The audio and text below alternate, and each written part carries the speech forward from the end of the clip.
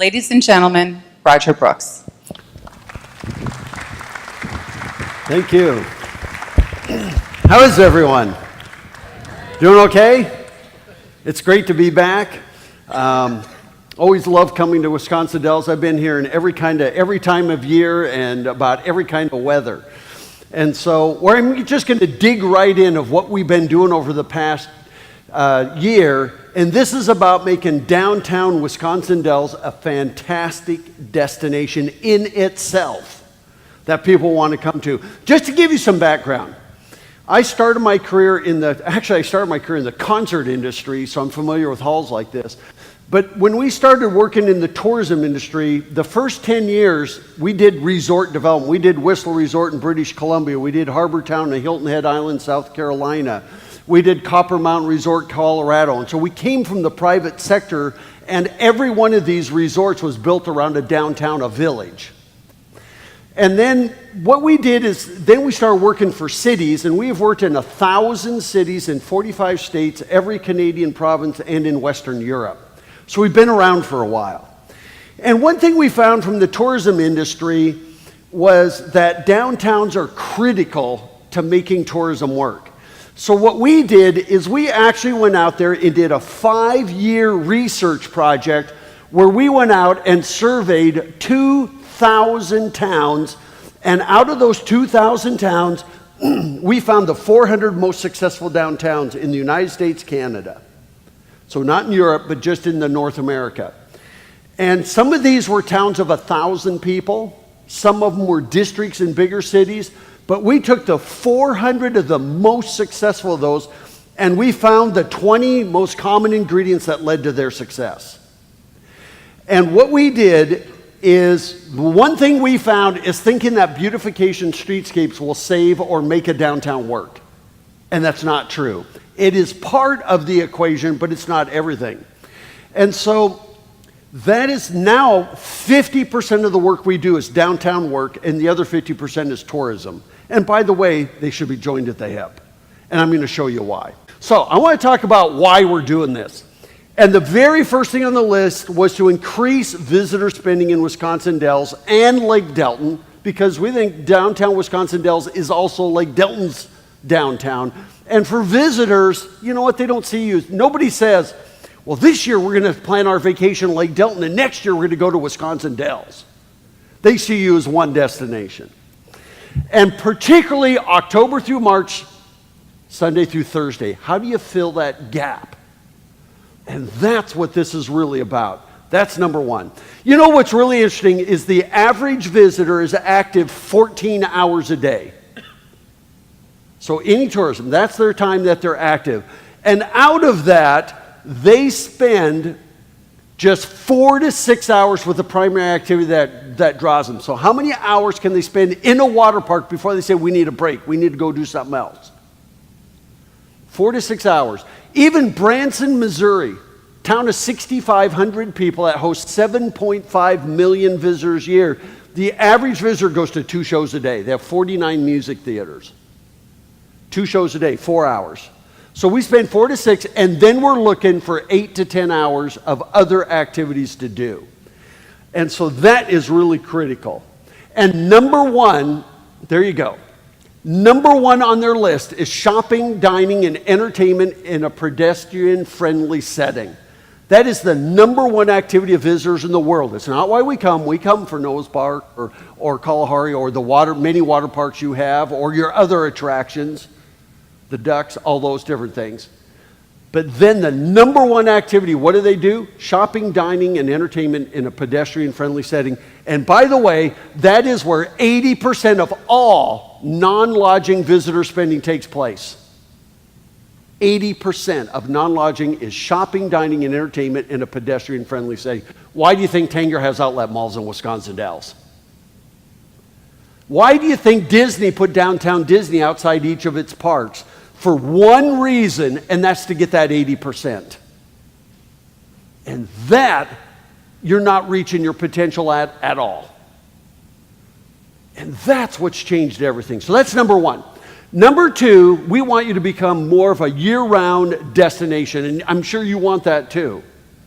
And you know what? If you want conferences and conventions, which you're getting a lot of, they go to places where there are things to do after 6 o'clock.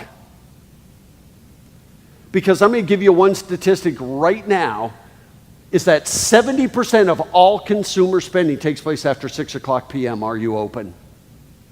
So conferences and conventions go to places where there's something to do at the end of the day. And remember, we're talking Sunday through Thursday, October through March, when a lot of your water parks aren't open, the outdoor ones particularly. And then the next thing you need to know is that baby boomers, their peak months for travel are April, May, September, and October. By the way, I want to talk about boomers for a second. Baby boomers, the oldest ones, turned 70 this year. So, actually, they'll turn 69 this year. The youngest ones are only 50, so this is no flash in the pan. It's going to be 15 years before the youngest ones get to 65. Here's the big trend that you need to be aware of. Multi-generational travel. For the first time in U.S. history, grandparents, the boomers, feel we weren't there for our kids, but by God, we're going to be there for our grandkids. They are traveling to places like Wisconsin Dells. But here's the deal you need to know about boomers, is that they will stay in a different place than their kids and grandkids. So the boomers might say, well, you know what, we're going to stay at the Hilton Garden Inn, or we might stay at Wilderness, and we'll let the kids go stay at Kalahari or Great Wolf or one of the other places. But that is a huge, fast-growing trend that you be aware of. And by the way, the boomers account for 80% of all leisure and business travel. But another statistic that you need to know is that they will pay more for quality. And they will take their kids and grandkids to a place that has higher quality amenities, shopping, dining, and those kinds of things. And so number 3 was to upscale the tourism spending, attracting a more affluent audience. That means you need to add some cultural depth. You know what? We worked in Gatlinburg, Tennessee. Gatlinburg, Tennessee hosts 13 million visitors a year because they go into Great Smoky Mountains National Park. It's the most visited national park, 5 times more than Yellowstone or any other place. But they came to me and said, well, Roger, we're really struggling because we used to have all these quality restaurants downtown, art galleries downtown, and now they're full of t-shirt shops and souvenirs, and it's kind of gotten kind of cheesy. We have tattoo parlors, and sound familiar? And I said, you know what? It's not the fault of the retailers, it's who you're bringing to Gatlinburg. Because they became a coupon destination where price was what they were competing on. And so you know what? Over the last few years, they've been trying to change it back. They have this arts trail. It's called the Community Arts Trail. They're going to rename it the Great Smoky Mountains Art Trail. It's an 8-mile trail. It's got 45 artisans. They're bringing those artisans back into downtown. They're starting to get rid of the coupon mentality. And all of a sudden, over just 3 years, it's starting to change back. They're getting a more affluent visitor. They're getting their shoulder seasons are starting to work. Their restaurants are doing better. Everything is starting to turn around. Because you know what? If you want to fix downtown, if you think it needs fixing, it's not the fault of some of your shops. It may be the fault of who you're bringing into Wisconsin Dells. And if you want the boomers, and you want those kids and grandkids, there's where you need to go. And here's the other statistic for you, for boomers. The top 15% of accommodations in terms of quality command 85% of the business with this group. And then here's the next thing, is women account for 80% of all consumer spending. Go ahead, waiting for the guys. Usually there's some guy in the audience that goes, that's all? And so what you have to understand is women want to go into a place they feel safe, they feel comfortable, that has beautification, that's attractive, and that's it. And by the way, they make 70% of the decisions when it comes to travel. So that's who you have to cater to. So then number 5, to help the property owners and businesses downtown become more sustainable and more successful. You know, when we surveyed those 400 towns, one of the litmus tests is They had to be getting more than $1.50 per square foot per month to even qualify. That was 10 years ago. That's $18 a square foot per year, lease agreements. And you know what? A lot of these towns are getting $80 and $85 a square foot per year, and the merchants are willing to pay for it because they're doing 20 times the business than they're doing in the Dells. There's no reason why you can't do that. And then number 6, to make downtown a standalone destination. Wouldn't it be great if people came to Wisconsin Dells because the downtown is so great? And remember, I'm talking October through March, Sunday through Thursday, primarily. Wouldn't it be great if you could add that element to where your downtown becomes an attraction as well? That people come here just because it's so great. And then number 7, to make downtown a place local residents want to spend more time in. You know what's funny about tourism? If you don't hang out in your own town, neither do visitors. They go where you go. And if you're going to Madison or Baraboo or somewhere else, guess what? So are they.